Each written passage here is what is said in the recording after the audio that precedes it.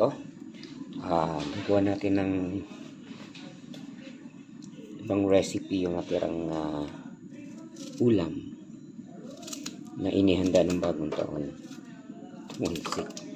Sinigang. Maraming natirang tawag dito, lechong manok. So ang gagawin natin para gagawin natin siyang sinigang na lechong manok. So guys, ito po yung natirang lechong manok. So gagawin natin siyang sinigang.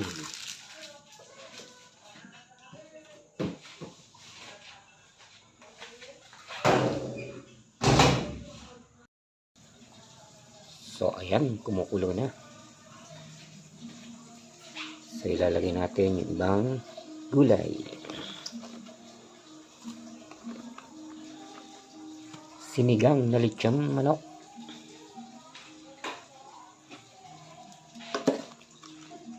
Konting halo.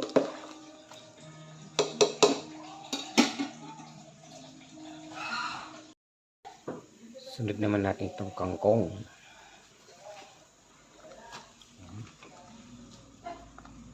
Sarap humigop ngayon. Mainit na sabaw.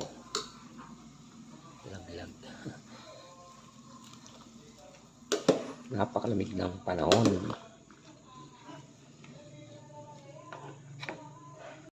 Sunod naman natin lagyan ng sinigang mix.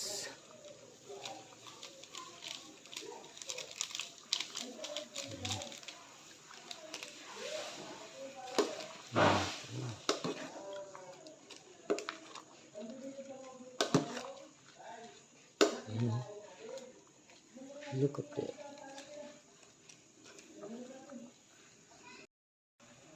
So, patis.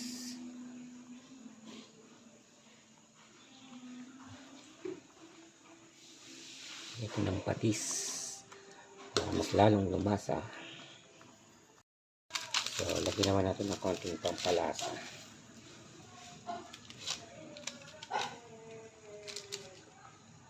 Goods na goods nito. So yun, kung may mga tira kayong handa ngayong bagong taon, pwede nyong gawin to.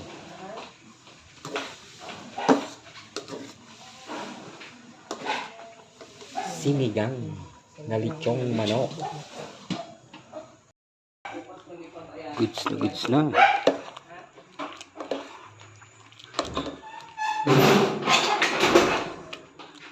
Wow, sarap. Sinigang na lechong manok.